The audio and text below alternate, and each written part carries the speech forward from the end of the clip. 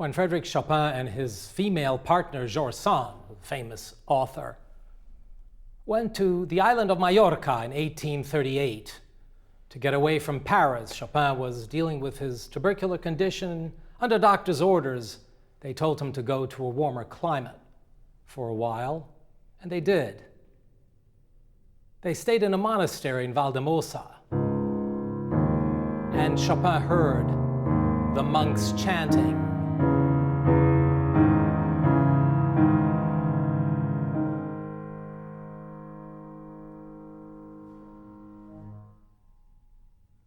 Except the monastery was abandoned. There was no one there. He heard it in his head. When George Sand returned to the monastery, she found Chopin at the piano working on a particular prelude, as if in a trance or a prayer.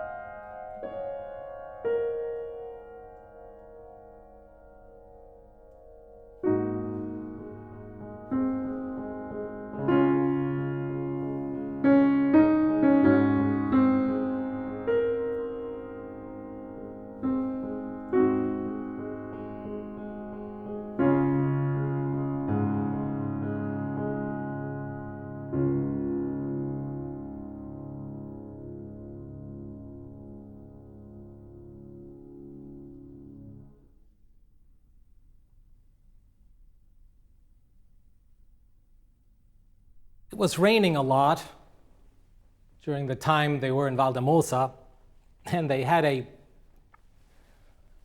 tin-like roof over their residence, and the raindrops would fall on the roof. George Sand actually nicknamed it the Raindrop. The Raindrop Prelude, the celebrated, iconic Raindrop Prelude, one of the most famous pieces in all of piano literature. It's also the longest of the preludes.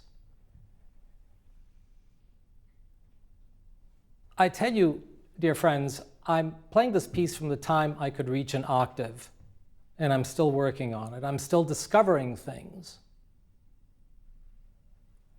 I love this piece very much. I'm lucky in that regard. I play what I love, and this I totally love.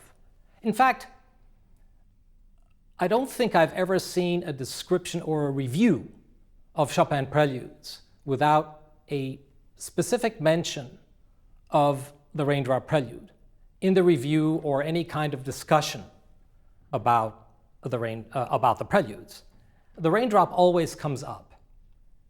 It is a fully formed concert piece.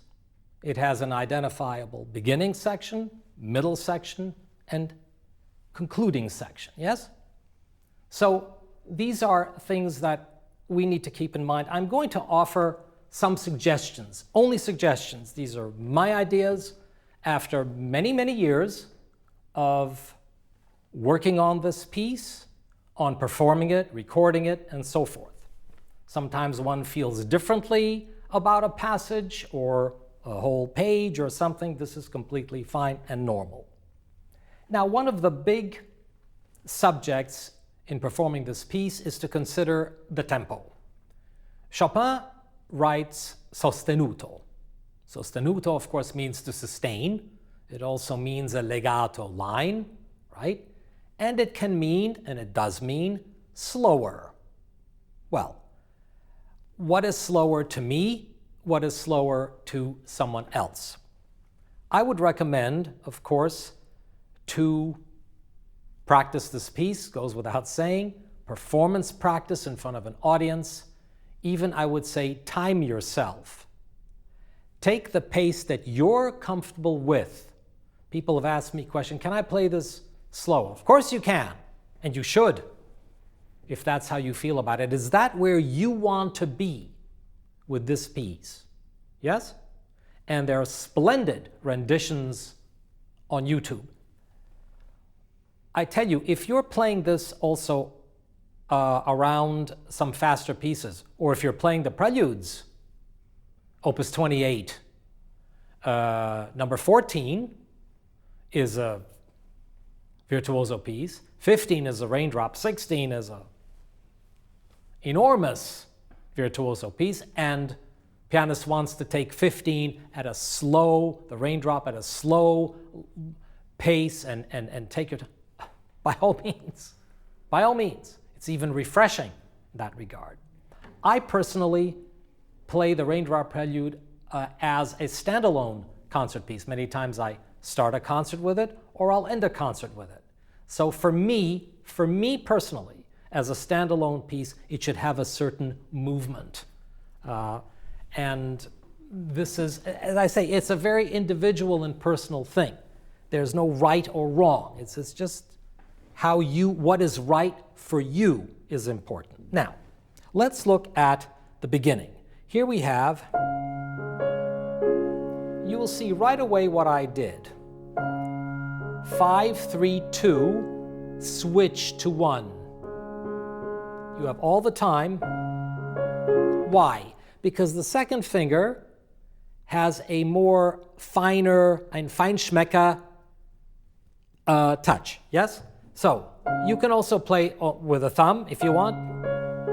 Depends how hard, obviously, you come down on it. The repeated notes are in the background, in my opinion, and they should be steady.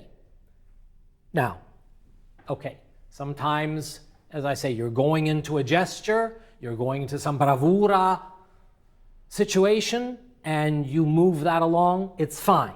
But as a rule, you want to keep this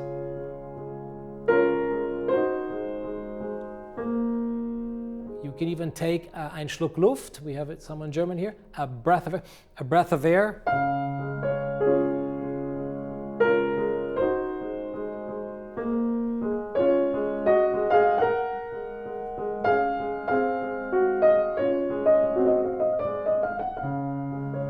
Lovely turn, right, on line 1. You can also put a little pivot there, a little.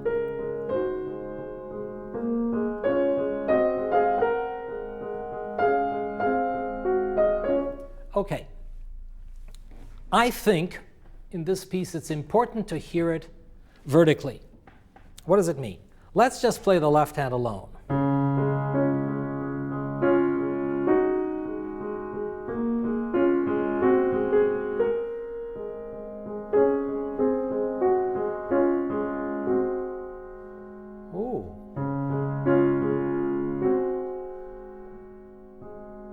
That half step, the whole room changes. And yet, it's in the background because the right hand is your singer. And I'm going to use singing as an example for 2 reasons. One is that Frederic Chopin happened to be very interested in singers. He went to the opera all the time. And I come from a family of singers as well. So that's another reason why we talk about singers. Yeah. And here, also, speaking of singers, you want to breathe. Yes, you want to breathe. Phrase goes up a little bit. And then down. Second time I take a soft pedal.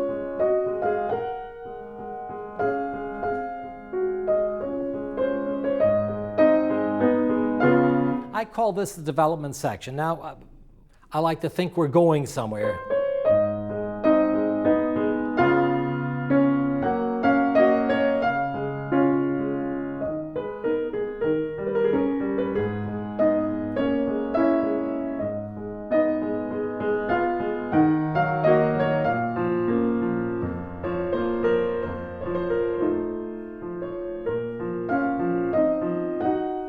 Okay, I call this, we're in bar 15, I call this the jump section, yes? There's some considerations here how to practice this. For example, when you get to this point, look at your low F. This is where you want to land, yeah? So the old saying, look before you leap, yes? Look at the low F. And then look at this F. Right? There are different ways to practice this at different speeds, with a metronome, different rhythms. You can repeat the bass notes and the chords twice, ba-bum, ba-bum, ba-bum, that sort of thing. And what I find also beneficial is eyes closed. It's very good for finger muscle memory, something or anything that you feel is correct. Now, here we have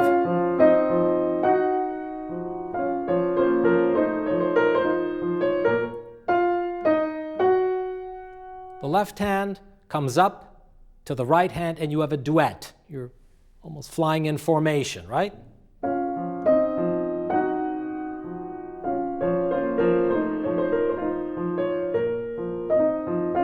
Again, you hear the left hand. Then the left hand goes back to the background as the right hand sings. It's an aria.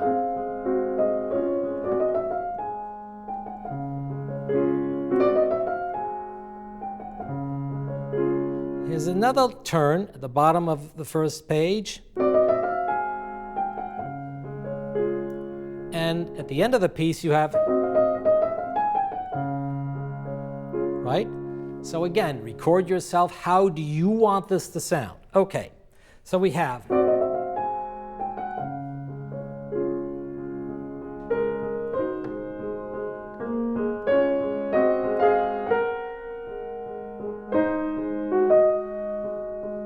Now we are going from D flat into C sharp minor. The A flat, repeated A flats we had in the beginning become enharmonically G sharp. And the melody switches, of course, to the left hand, profoundly.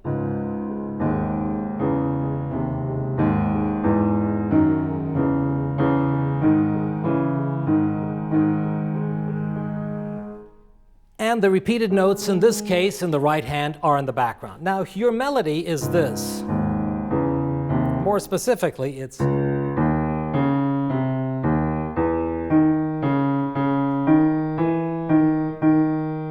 how to get that out? With difficulty, actually. Well, the notes are there. You can lean your hand in either direction, right?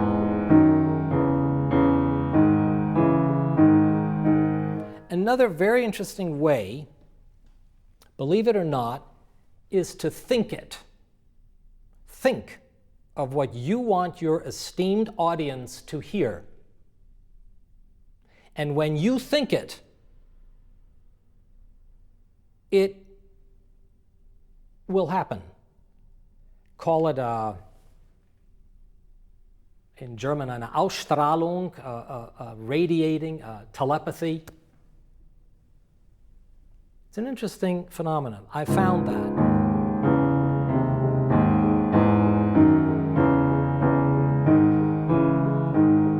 Apropos tempo, you want to play it slower? Let's do slower.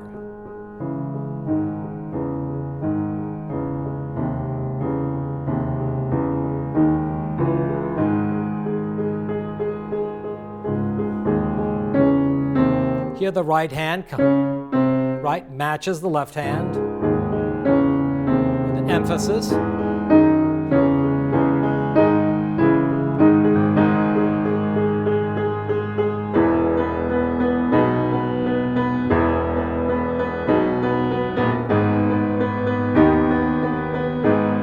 You will notice what I did here. It says fortissimo, and I didn't really play it fortissimo. There are gradations of forte fortissimo because I want to save it for the second time. You see, of course, I'm making an obvious observation. The keys only go down so far. They don't go down, doesn't go further. If you're already at full power, where do you go? You've already given your audience all. Also, keep in mind the venue that you're playing. If you're playing in a room for someone and the lid is up, piano might be bright or something like that, or in a smaller hall, or some kind of cathedral, or whatever it may be. You want to be aware of the sound. That's enough forte. Keep the tension maybe going. Play it slower.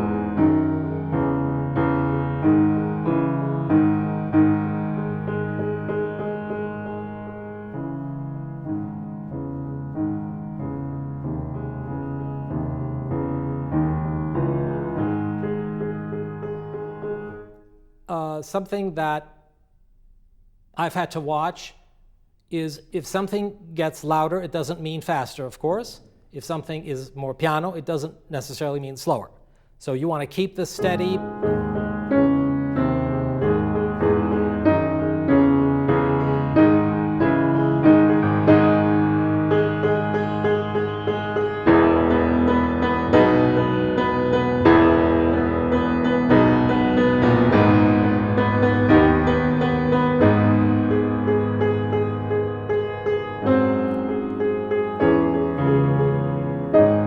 Notice what I did. I kept the tension going through the Sturm und Drang. The storm I'm keeping going, but I use the term emphatic rather than fortissimo. I want to emphatically state this.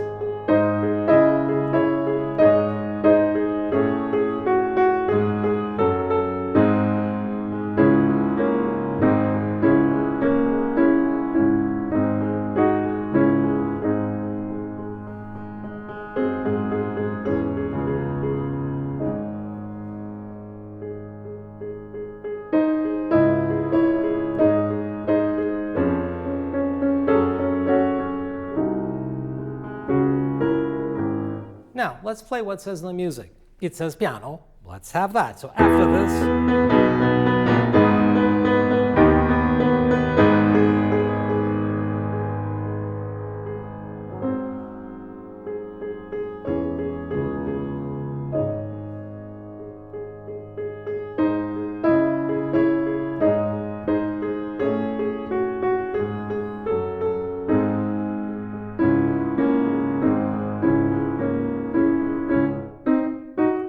Watch those inner voices.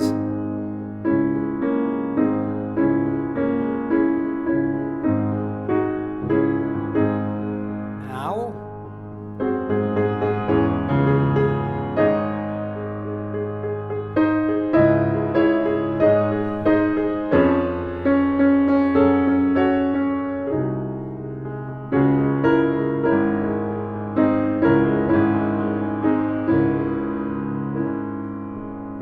Okay, what did I do there and why?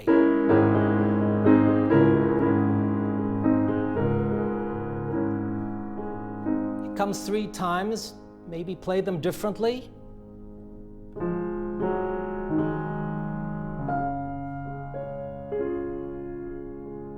going to play this again.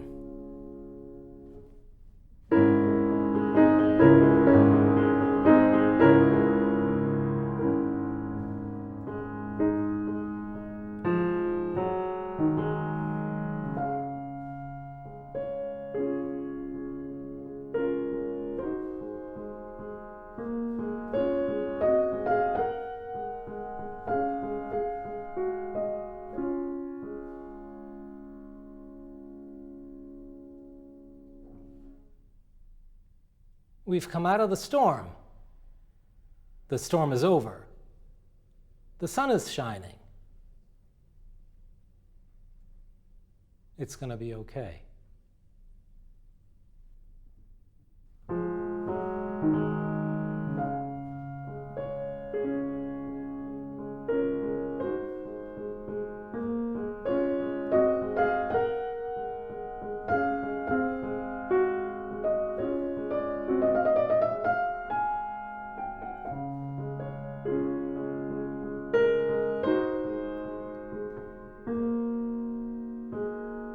What I do here is I hold the pedal down. I call this the cathedral effect. I hold the pedal down.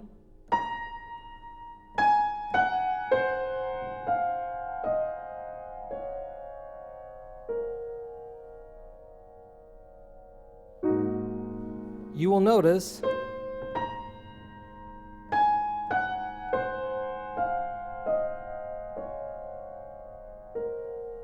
bar 83 to 84, I'm connecting.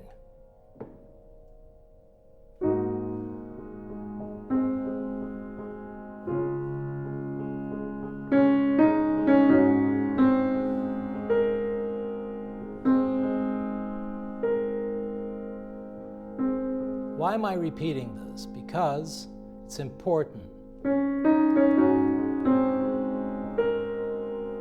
I think of a singer. This is ein Kopfton, this. A head tone, yes?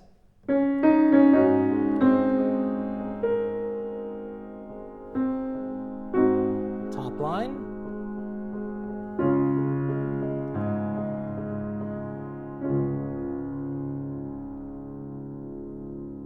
You can end this a number of ways.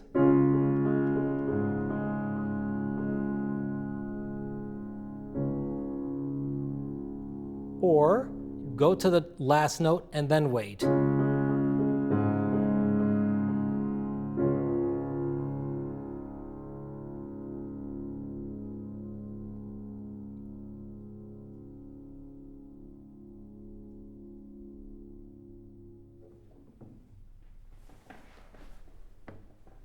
As Chopin would say in his own language, bardzo serdecznie dziękuję. Thank you very much. See you again. Cheers.